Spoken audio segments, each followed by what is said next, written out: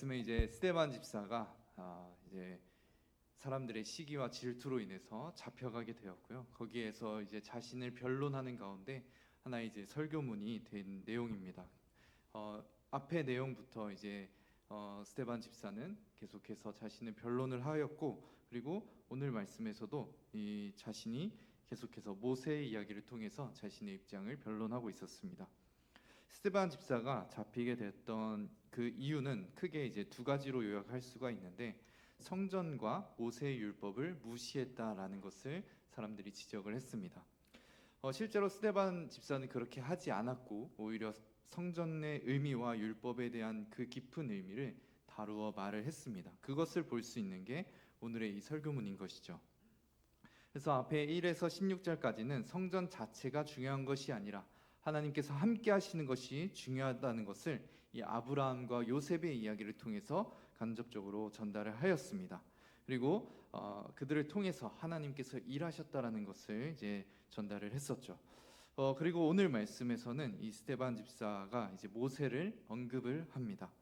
자신이 모세나 모세의 율법을 무시하지 않았다라는 것을 변론하는 동시에 하나님의 성전과 율법에 대해서도 간접적인 언급을 하고 있는 것을 볼 수 있습니다. 모세를 중심으로 말을 하고 있는 듯 하지만 이 중심의 내용은 하나님을 주인공으로 나타내며 말씀을 나누고 있습니다. 그리고 이 모세에 대한 이야기를 하면서 모세를 높이기도 하지만 모세를 동시에 우상화하지 않는 이러한 표현을 잘 사용하고 있습니다. 스데반 집사는 모세를 이 이스라엘 민족들을 구원하기 위해서 하나님께서 그를 택하시고 일하셨다라는 것을 보여주고 있는 것이죠. 그리고 나서 이제 모세를 통해서 이 모세가 이스라엘 사람들에게, 오히려 이 애굽 사람들에게 비난을 받거나 정죄를 받은 것이 아니라 오히려 자신이 마음을 품고 도와주었던 이스라엘 사람에게 정죄를 받았다라는 것, 그에게 비난을 받았고 결국 그의 고발로 인해서 죽을 위험까지 처하게 되었다라는 것을 볼 수 있습니다. 그리고 나서 이 모세의 이야기를 통해서 예수님 또한 이 일을 겪으셨다라는 것을 보여주고 있는 것이죠. 예수님도 모세처럼 이 땅에 오셔서 하나님의 말씀을 전하고 우리를 구원하시기 위해 이 땅에 오셨는데, 오히려 그 하나님의 백성이라는 유대인들이 예수님을 죽음으로 몰아갔다라는 것이죠. 그것을 이 모세의 이야기를 통해서 말하고 있는 것입니다. 그래서 이 바리새인과 서기관들, 이 당시에 지금 스데반 집사를 잡아서 이 재판을 하고 있는 과정 속에 중요한 위치에 있었던 사람들이 사실은 그 예수님을 죽였던 그 일을 했던 사람들이죠.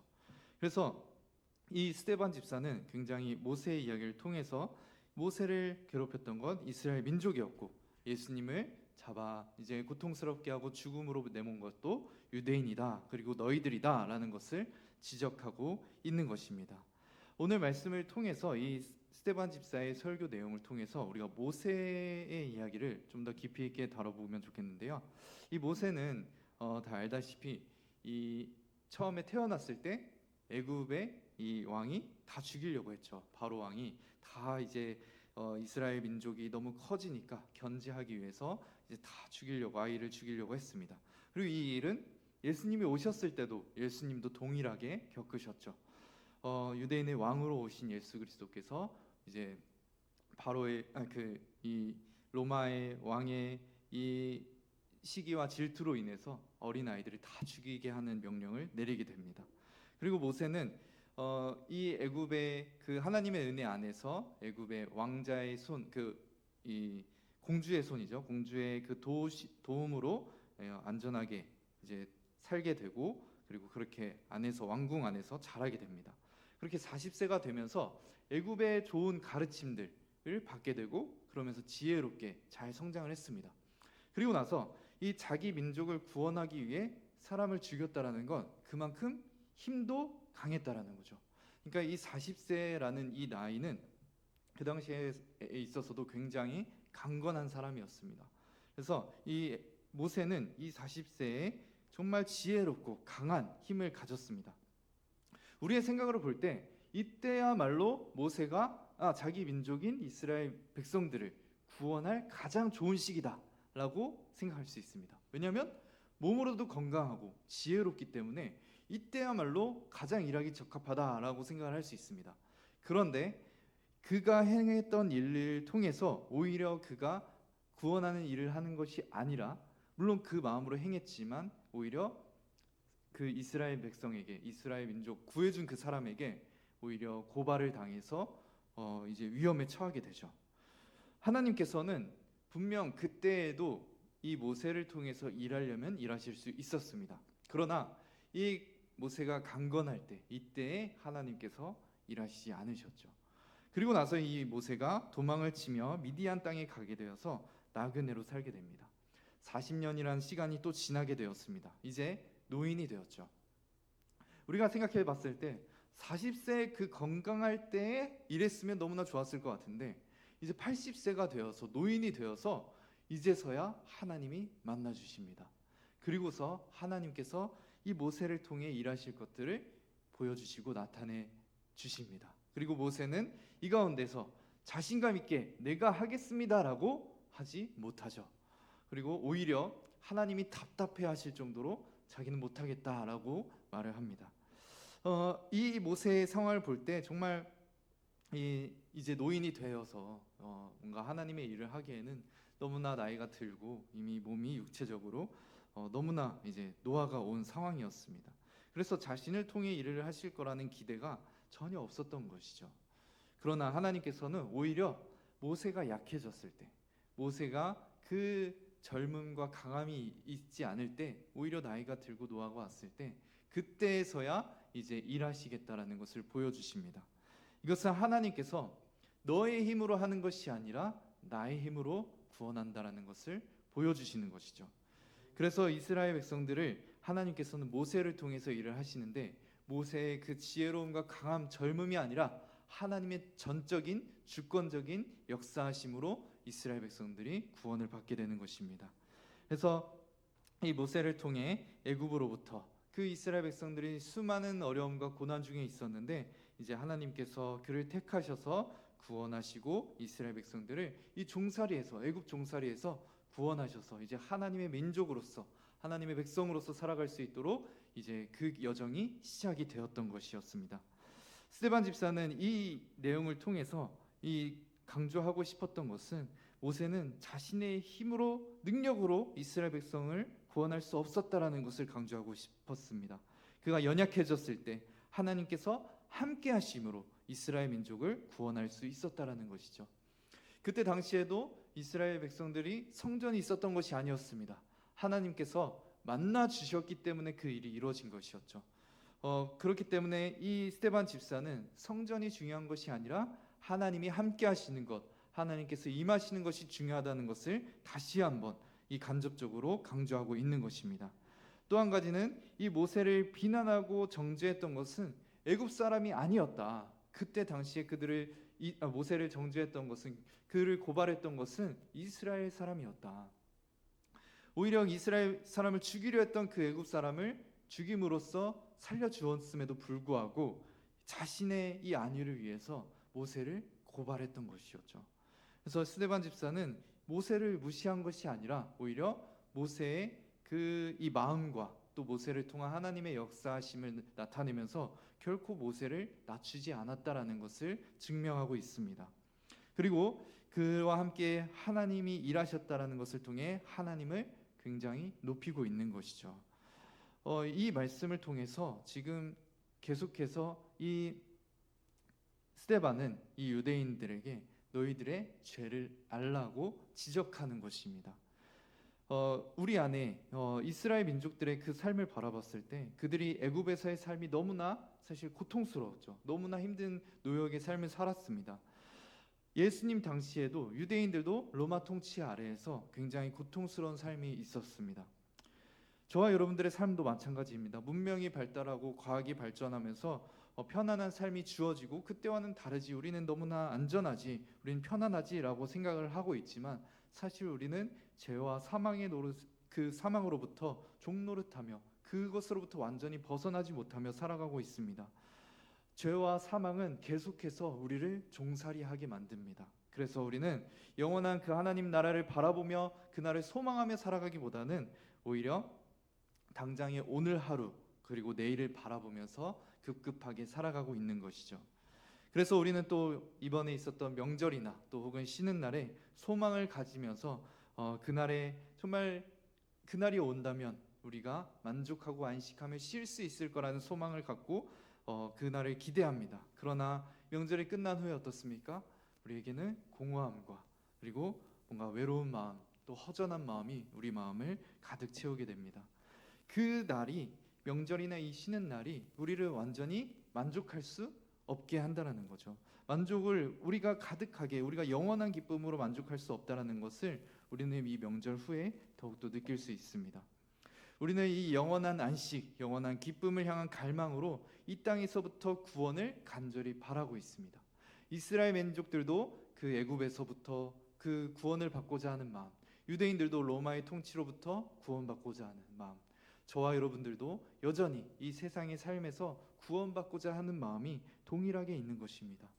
그렇게 우리는 구원자를 찾고 구하는 삶을 살아가게 되는 것이죠. 그런데 동시에 우리는 자기중심적인 죄를 가지고 있습니다. 스데반이 지적했던 것이 바로 이것이었죠. 모세의 그 살인으로 죽지 않게 된 이 이스라엘 사람이 모세가 사람을 죽인 것을 고발함으로써 자신이 이제 받게 될 피해나 어떠한 어려움을 다 모세에게 전가해버린 거죠. 혹여나 자신에게 피해가 올까, 자신에게 어려움이 있을까, 자신을 살려준 사람에게 다 고발함으로써 다 전가를 시켜버린 것입니다. 그 어려움을 다 모세에게 넘겨버린 것이었죠. 그러나 이제 이러한 자기 중심성이 그때 당시에도 있었고, 유대인들은 어떻습니까? 이 예수님이 왔을 때 예수님을 향한 그 시기와 질투, 내가 높아져야 되고 내가 인정받아야 되는데, 대제사장인 자신이 높아져야 되는데 저기 어디 시골에서 나온 어떤 예수라는 사람이 높임을 받고 인정을 받으니까 시기와 질투가 가득 차서 자기중심적인 그 마음으로 인해서 예수님을 죽이는 데까지 간 것이었습니다. 우리도 마찬가지입니다. 우리도 여전히 이 하나님을 믿는다라고 말을 하고 예수님을 믿는다라고 하지만 사실 우리는 예수님을, 또 하나님을 구원자로서는 믿고 있습니다. 구원자로서 나를 살려주시고 나를 천국으로 인도하실 분이라는 것을 우리는 믿고 있습니다. 그러나 우리가 믿음이 약한 부분은 하나님을 주인으로 믿는 부분입니다. 하나님을 주인으로 믿고 하나님 말씀대로 내가 살겠습니다 하는 이 믿음은 너무나 연약합니다. 이 마음이 우리 안에도 여전히 자기중심성이 있는 것이죠. 예수님을 믿는 저와 여러분들이 아직까지도 자기중심성이 완전히 벗어날 수 없다라는 것입니다. 스데반은 이것을 지적하면서 우리에게 한편으로는 구원자가 너무나 갈급하고 필요하다는 것을 보여주고 우리 안에 죄가 너무나 많다라는 것을 지적하고 있는 것입니다.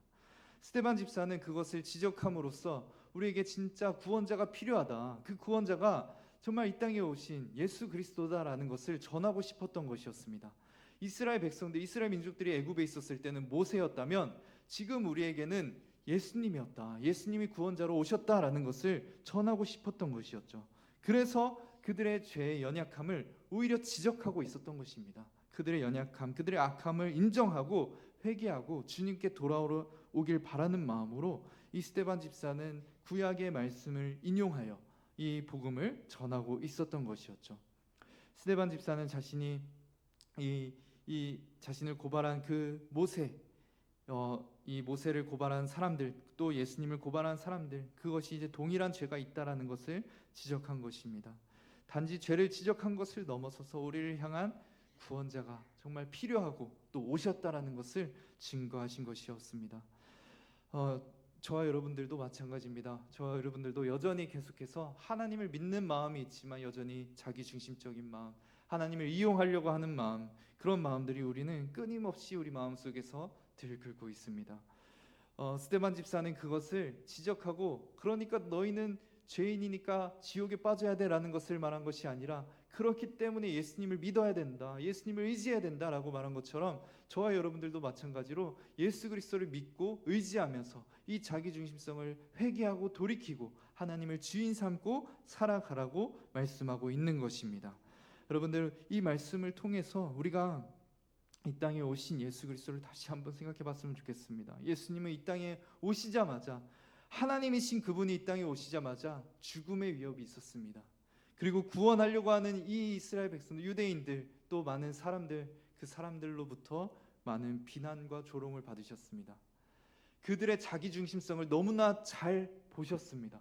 하늘에서 보신 것이 아니라 그들의 삶 속에 들어오셔서 직접 보셨습니다. 그리고 그 자기중심성이 결국에는 하나님조차 공격한다는 것을 경험하셨습니다. 그래서 그 십자가를 매달리신 것이죠. 물론 예수님은 하나님이시기 때문에 언제든지 그 길을 멈추실 수 있었습니다. 그러나 우리를 사랑한다는 이유로, 사랑하기로 정하셨다는 그 이유로 그 길을 결코 멈추지 않고 계속해서 비난받고 그 너무나도 악한 마음을 보시고도 멈추지 않고 가셨던 것이었습니다. 여러분들, 그 사랑을 우리가 생각해 봤으면 좋겠습니다. 우리가 이 자기중심적인 사람을, 이기적인 사람을 사랑하려고 할 때 얼마나 어렵습니까? 그 사람을 향해서 다가간다는 것조차 얼마나 어렵습니까? 그런데 예수님은 그들에게 오셨을 뿐만 아니라 그들과 함께 하시고 그들을 위해 죽으시기까지 하셨습니다. 그게 저와 여러분들입니다. 그 예수 그리스도를 바라보면서 우리가 하나님의 그 사랑과 그 은혜를 누리면서 정말 우리가 이제는 내 자기중심성 여전히 계속 있겠지만 그래도 계속해서 회개하면서 하나님을 주인 삼고 하나님 말씀대로 따라 살겠습니다라고 고백하는 저와 여러분들이 되길 소망합니다.